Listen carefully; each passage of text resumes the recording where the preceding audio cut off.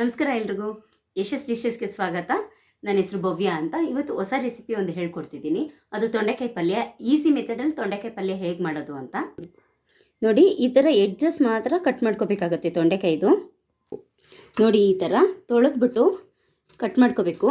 ಆದಷ್ಟು ಹಸಿರು ಕಲರ್ ಇರೋದನ್ನೇ ತೊಗೊಳ್ಳಿ. ಈ ಥರ ಕೆಂಪಾಗಿದ್ದರೆ ರುಚಿ ಬರಲ್ಲ. ನೋಡಿ ಫ್ರೆಂಡ್ಸ್, ನನಗೆ ಸಿಕ್ಕಿರೋ ತೊಂಡೆಕಾಯಿ ಎಲ್ಲ ಕೆಂಪಗೆ ಇದೆ. ಆಲ್ಮೋಸ್ಟ್ ನೀವು ಗ್ರೀನ್ ಕಲರ್ ಇರೋ ತೊಂಡೆಕಾಯಿನೇ ಆಯ್ಕೊಳ್ಳಿ, ಯಾಕಂದರೆ ತುಂಬ ಚೆನ್ನಾಗಿ ರುಚಿಯಾಗಿ ಬರುತ್ತೆ. ಇದು ಕೆಂಪಗಿರೋದು ಒಂದು ಸ್ವಲ್ಪ ಹುಳಿ ಹೊಡಿಯುತ್ತೆ. ಸೊ ನಾನಿವಾಗ ಒಂದು 1/4 ಸ್ಪೂನ್ ಅಷ್ಟು ಅರಿಶಿನ ಪುಡಿ ಹಾಕ್ತಾಯಿದ್ದೀನಿ. ಮತ್ತು ಒಂದು 3/4 ಸ್ಪೂನ್ ಅಷ್ಟು ಉಪ್ಪು ಹಾಕ್ತಾಯಿದ್ದೀನಿ. ಯಾಕಂದರೆ ಉಪ್ಪು ಚೆನ್ನಾಗಿ ಅಂಟ್ಕೋಬೇಕಾಗತ್ತೆ. ಇದಕ್ಕೆ ಬೇಯಿಸೋದಕ್ಕೆ ಅಂತ ಒಂದು ಅರ್ಧ ಲೋಟ ನೀರು ಹಾಕ್ಕೋತಾ ಇದ್ದೀನಿ. ಸ್ಟವ್ ಆನ್ ಮಾಡಿ ಒಂದು 10 ನಿಮಿಷ ಬೇಯಿಸಿ. ನೋಡಿ ಫ್ರೆಂಡ್ಸ್, ಇದು ಬೆಂದಾಗಿದೆ. ಬೆಂದಿದ್ದ ನೀರನ್ನ ನಾನು ವೇಸ್ಟ್ ಮಾಡಿಲ್ಲ, ಬೇಳೆ ಸಾರಿಗೆ ಅಂತ ಹಾಕ್ಕೊಂಡಿದ್ದೀನಿ. ನೋಡಿ, ಅರ್ಧ ಚಿಪ್ ಒಗ್ಗರಣೆಗೋಸ್ಕರ ಹೇಳ್ಕೊಡ್ತಿದ್ದೀನಿ. ಒಗ್ಗರಣೆ ಮಾಡೋಣ ಇವಾಗ. ಬೇಯಿಸಿರೋ ಅಂಥ ತೊಂಡೆಕಾಯಿಗೆ ಅರ್ಧ ಚಿಪ್ ತೆಂಗಿನಕಾಯಿ ತುರ್ಕೊಂಡಿದ್ದೀನಿ. ಮತ್ತು ಖಾರ ಪುಡಿ, ಅರಿಶಿನ ಪುಡಿ, ಧನಿಯಾ ಪುಡಿ ಎಷ್ಟೆಷ್ಟು ಹಾಕಬೇಕು, ಹೆಂಗೆ ಮಾಡೋದು ಅಂತ ತೋರಿಸ್ತೀನಿ. ಫಸ್ಟು ಧನಿಯಾ ಪುಡಿ ಒಂದು 2 ಸ್ಪೂನ್ ಹಾಕ್ಕೊಳ್ಳೋಣ. ಇದು ಎಲ್ಲ 3 ಪೌಡ್ರನ್ನು ಮಿಕ್ಸ್ ಮಾಡ್ಕೋಬೇಕು. ಮತ್ತು 1/4 ಚಮಚ ಅಷ್ಟು ಅರಿಶಿನ ಪುಡಿ ಹಾಕೋತಾ ಇದ್ದೀನಿ. ಖಾರ ಪುಡಿ 1 ಚಮಚದಷ್ಟು ಖಾರ ಪುಡಿ. ಯಾಕಂದರೆ ಖಾರ ಬೇಕು ಅಂದವರು ಜಾಸ್ತಿ ಹಾಕ್ಕೊಳ್ಳಿ. ನನಗೆ ಖಾರ ಒಂಚೂರು ಜಾಸ್ತಿ ಬೇಕು, ಹಾಗಾಗಿ 1.5 ಹಾಕ್ಕೊಂಡಿದ್ದೀನಿ. ಇವಿಷ್ಟು ರೆಡಿ ಇದೆ ಪೌಡ್ರುಗಳು. ತೆಂಗಿನಕಾಯಿ ರೆಡಿ ಇದೆ. ಬನ್ನಿ ಒಗ್ಗರಣೆ ಮಾಡೋದು ಹೆಂಗೆ ತೋರಿಸ್ತೀನಿ. ಈಗ ನೋಡಿ, ಕೊಬ್ಬರಿ ಎಣ್ಣೆ ಹಾಕೋತಾ ಇದ್ದೀನಿ. ಒಗ್ಗರಣೆಗೆ ಎಷ್ಟು ಬೇಕೋ ಅಷ್ಟು ಕೊಬ್ಬರಿ ಎಣ್ಣೆ. ಬೇಕಾದವರು ಮಾಮೂಲಿ ಎಣ್ಣೆನೂ ಯೂಸ್ ಮಾಡ್ಬೋದು, ಇಲ್ಲ ತುಪ್ಪ ಯೂಸ್ ಮಾಡ್ಬೋದು. ನಂಗೆ ಕೊಬ್ಬರಿ ಎಣ್ಣೆ ತುಂಬ ಇಷ್ಟ ಆಗಿರೋದ್ರಿಂದ ಎಲ್ಲ ಅಡುಗೆಗೂ ಆದಷ್ಟು ಕೊಬ್ಬರಿ ಎಣ್ಣೆ ಬಳಸ್ತೀನಿ. ಈ ಕೊಬ್ಬರಿ ಎಣ್ಣೆ ಕಾಯ್ತಾ ಇದೆ. ಕರಿಬೇವು, ಎಲ್ಲರೂ ಕರಿಬೇವು ಬಿಸಾಕ್ತಾರೆ ಒಗ್ಗರಣೆಗಳೆಲ್ಲ ಹಾಕಿರೋದು. ನಾನು ಅದಕ್ಕೆ ಕರಿಬೇವನ್ನ ಈ ಥರ ಕೈಯಲ್ಲೇ ಹಿಂಡಿ ತುಂಚಾಕ್ತಾ ಇದ್ದೀನಿ. ಹಿಂಗೆ ಸಣ್ಣಗಿದ್ದಾಗ ಇಲ್ಲ ಕಟ್ ಮಾಡಬೇಕಾರೋ ಹಾಕೋಬೋದು. ಸಣ್ಣಗಿದ್ದರೆ ಕರಿಬೇವನ್ನ ಯಾರೂ ಬಿಸಾಕಲ್ಲ, ತರಕಾರಿ ಜೊತೆ ತಿಂತಾರೆ. ಎಣ್ಣೆ ಕಾದಿದೆ. ಸೊ ಸಾಸಿವೆ ಹಾಕ್ತಾ ಇದ್ದೀನಿ. 1.5 ಚಮಚದಷ್ಟು ಸಾಸಿವೆ.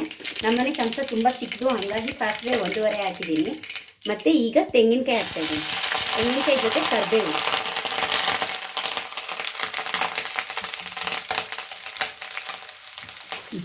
ಈ ಥರ ಫ್ರೈ ಮಾಡ್ಕೋಬೇಕು.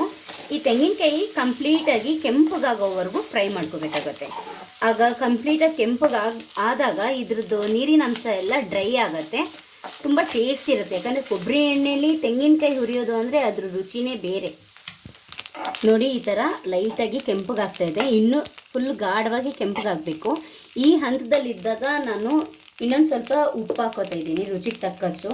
ಆಗಲೇ ತೊಂಡೆಕಾಯಿ ಬೇಯಿಸ್ಬೇಕಾದಾಗ ನಾನು ಉಪ್ಪು ಹಾಕ್ಕೊಂಡಿದ್ದೆ. ಸೊ ಹಾಗಾಗಿ ಅದು ತೊಂಡೆಕಾಯಿ ನೀರು ಚೆಲ್ಬಿಟ್ಟಿರ್ತೀವಿ, ಉಪ್ಪಿನ ಅಂಶನೂ ಸ್ವಲ್ಪ ಹೋಗಿರುತ್ತೆ. ಹಾಗಾಗಿ ಇನ್ನೊಂಚೂರು ರುಚಿಗೆ ತಕ್ಕಷ್ಟು ಉಪ್ಪು ಹಾಕ್ಕೋತಾ ಇದ್ದೀನಿ. ನೋಡಿಕೊಂಡು ಹಾಕ್ಕೊಳ್ಳಿ.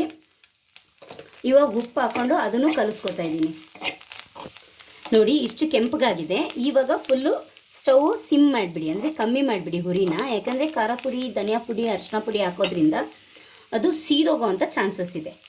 ಹಾಗಾಗಿ ಇವು 3 ಹಾಕ್ಕೊಂಡಿದ್ದೀನಿ.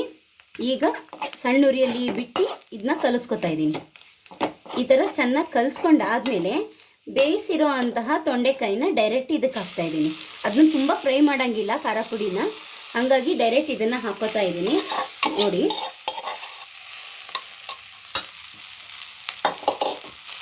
ನೋಡಿ, ಈ ಥರ ಚೆನ್ನಾಗಿ ಫ್ರೈ ಮಾಡಿಕೊಂಡು ಕಲಿಸ್ಕೊಬಿಡಿ. ನೋಡಿ, ಫುಲ್ಲು ಡ್ರೈ ಆಗಿದೆ. ಈ ಸೈಡಲ್ಲಿ ಕಾಣಿಸ್ತೈತೆ ನೋಡಿ, ಎಣ್ಣೆ ಎಲ್ಲ ಬಿಟ್ಕೊತಾ ಇದೆ. ಈ ಥರ ಫ್ರೈ ಮಾಡ್ಕೋಬೇಕು.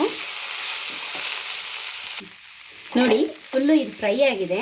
ಇದು ರೆಡಿ ಇದೆ. ಈಗ ಸರ್ವಿಂಗ್ ಬೌಲ್ಗೆ ಹಾಕ್ಕೊಳ್ಳೋಣ. ಟೇಸ್ಟ್ ಗೊತ್ತಾಗಲಿ ಅಂತ ಹೇಳಿ ನಾನು ಹಾಕೋತಾ ಇದ್ದೀನಿ.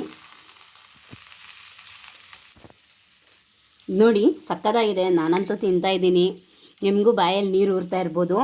ಪ್ಲೀಸ್ ಒಂದು ಸತಿ ಟ್ರೈ ಮಾಡಿ, ಹೆಂಗಿದೆ ಅಂತ ಕಮೆಂಟ್ ಮಾಡಿ. Thank you.